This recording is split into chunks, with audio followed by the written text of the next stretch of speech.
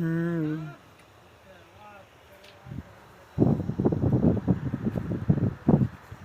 जी अल्लामा Iqbal international airport के साथ हम करें।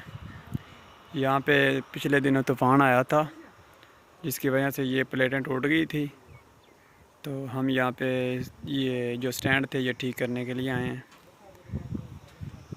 ये साथ में अल्लामा इकबाल इंटरनेशनल एयरपोर्ट है, वो देखें वो जहाज़ खड़े हैं साथ में ही है। ये अब ये त्यारा वापस आ रहा है, तो ये आप लोग देखिएगा कैसे उड़ता है हवा में। ये अब स्टार्ट हो गया, स्पीड लगा ली है इसने। ये देखें इसकी आवाज़।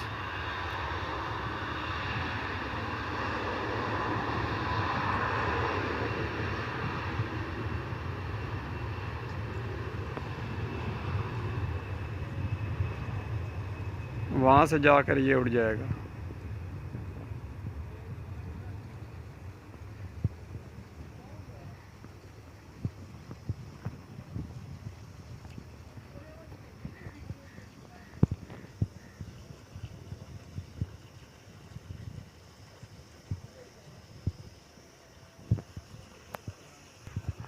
वो देखें सीधा ही गया।